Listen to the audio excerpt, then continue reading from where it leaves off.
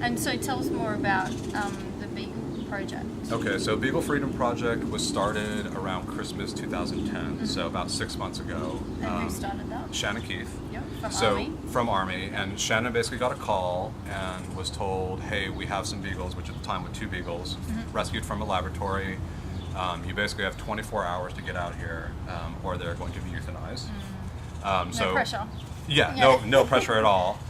So Shannon, with a couple of friends, basically flew out there, rented a car, brought the dogs back, and for us, like, we went to go meet the dogs like around 8 o'clock, 9 o'clock at night, and it was just one of the most moving experiences I've ever had. You know, when you're an animal rights person and you're a vegan, and so much of what you do is abstract. So much of what you do are nameless, countless numbers. Yep. You know, when you talk about 10 billion land animals, you talk about 100 million animals in labs, like, none of them are real in that sense. Yeah, To exactly. meet them was like, oh my God, this is what we're doing.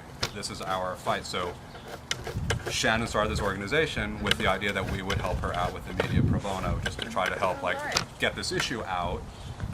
Thanks for your help there. Yes. One of the little beagles, Malcolm, And Malcolm, who who we met before.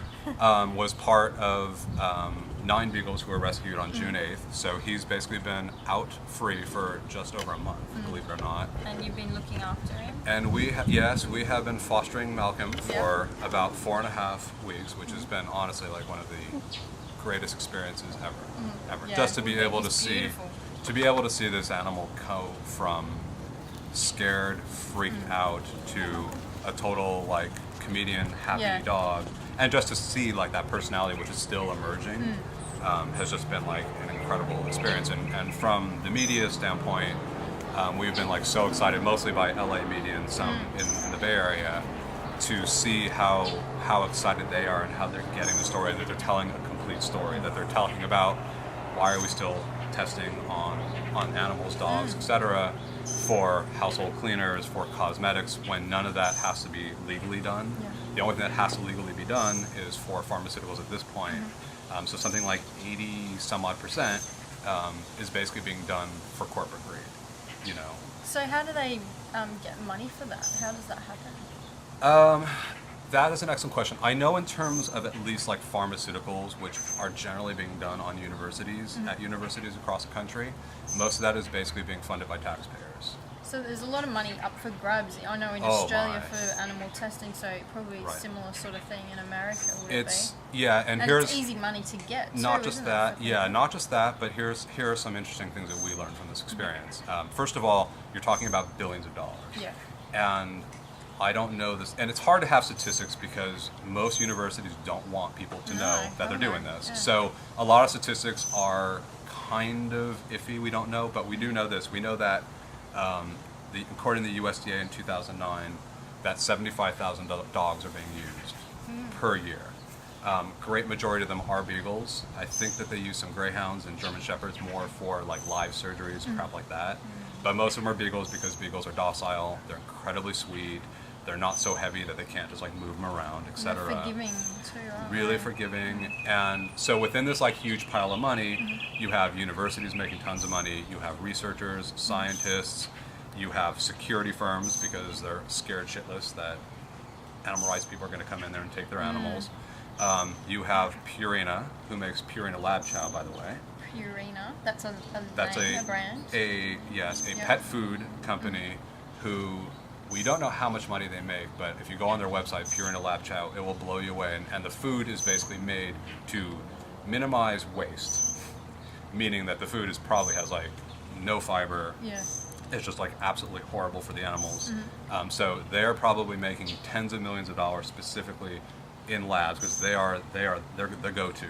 So you think about, and they don't just do dogs; they do dog food, cat food, non-human primate food, etc. So they're basically supplying who knows how many hundreds, if not thousands, of universities across the country. So they're making tons of money there. So this place makes the food for these Specifically, animals right. to feed Right. the animals being tested on. Correct. So Okay. let's imagine you go to your vet and you have, like, 4 cats who have kidney issues. It's Yep. specific food. So they're basically making this food specifically for labs for animals who are being tested on. Okay. So they are making Oh, wow. tens of millions. So there must be money to be made in oh it my then god, if they're... yeah. And okay, breeders. We were told, again, we don't know all this fact because most of this is like kept. You know, Yeah, we're not getting secret. we want the animals more than we want that information. There goes Malcolm again. Thank you, Director Malcolm. Yes. So, for instance, breeders are getting $400 a beagle at this place. Wow. And since they're basically property, you know, they're just, it's nothing. It's $400. So, again, breeders, security, pet food companies, all the people actually doing the testing, etc. So, we were talking about so many industries are basically making money from this for what is at best fraud. Yeah. And at worst is just, whoops. At worst is really just like pure evil. Because one of the statistics that we've learned in rescuing them is 92 out of 100 drugs that go through animal testing and then go next to human testing fail. So That's a huge number. think about this. What other industry, particularly being funded by the U.S. government, how could something like that stay alive with 92% failure rate? We're not talking about an 8% failure. Yeah, We're talking about an 92. 8% effective. Yeah. 92. So, A, they know it doesn't work. Yeah. B, if it has to go from animals to humans, why are we using animals in the first place, right? And then C, like, where are this groundbreaking shit? I mean, where are all these cancers being cured? Where are all these things being cured from? If this is so effective. Exactly. You know, so just to sort of wrap it up, so there's a ton of money. It's a bunch of fraud.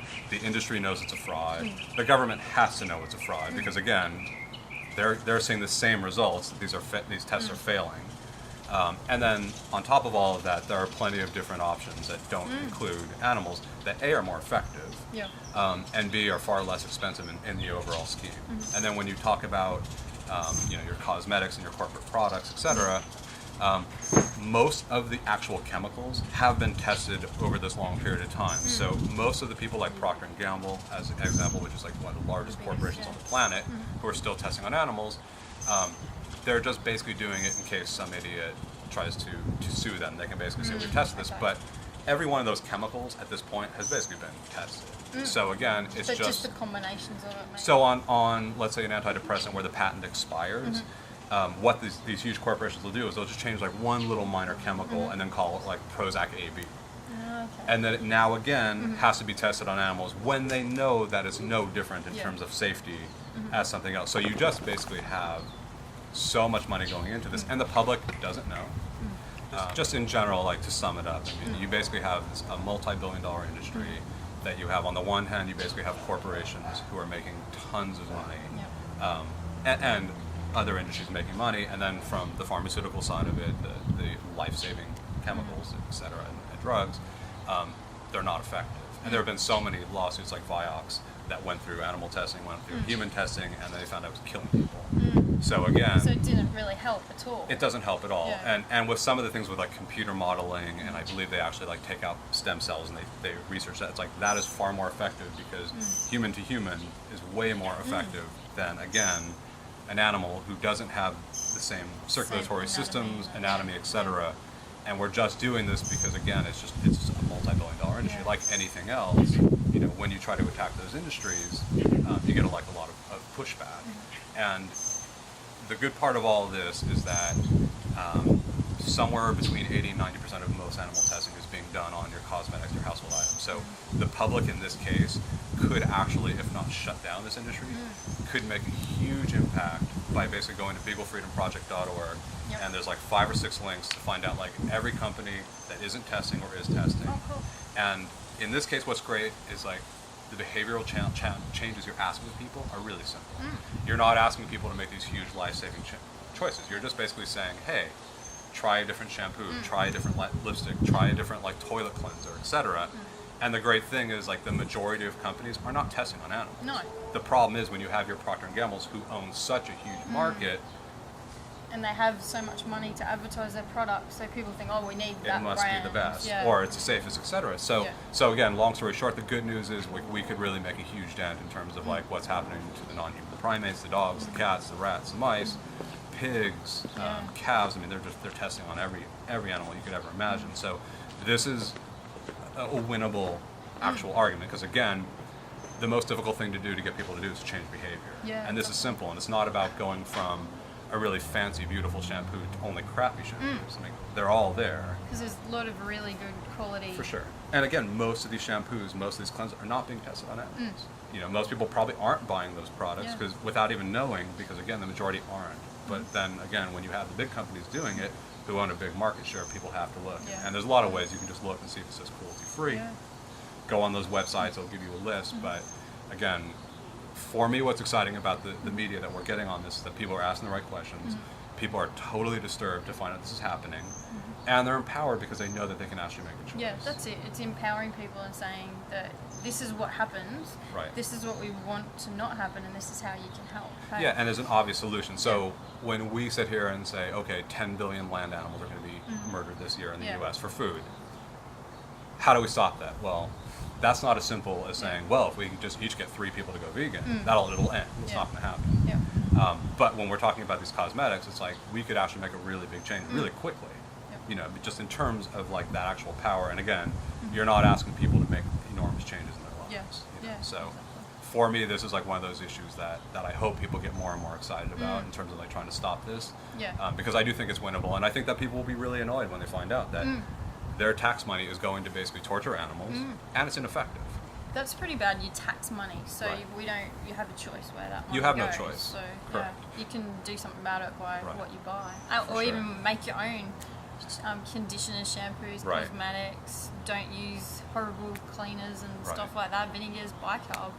Right. That's pretty easy too. Yeah, and again, like I said, it's not more expensive. There's no real change other than just paying a little bit more attention to like what you're buying. And I want to put out there,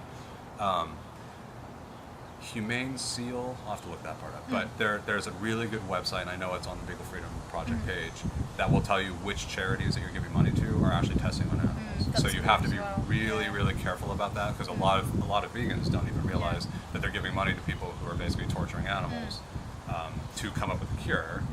And as a side note, as we both know, most of what they're testing for are for chronic disease that all you have to do is basically eliminate animal products and go vegan. Yeah. And most of that happens. Like, we don't need a cure for heart disease. We just need to stop eating animals. Yeah. It's that simple. Look we after don't. yourself. Look after the universe. Right. So, like, again, we don't need a cure for type 2 diabetes. We just have to stop eating animals. Yeah. So the frustrating part on our end is that they're acting as if like these are these horrible diseases that we don't know how to solve. Like, they're all nutritional diseases. Yeah.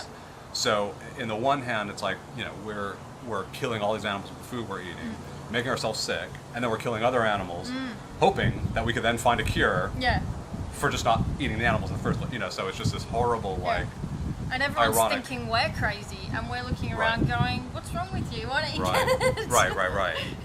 And it's just, you know, so again, it's like this just horrible thing. It's like compounding more animal torture and death for something that's just as simple as like you just stop fucking eating animals. Yeah.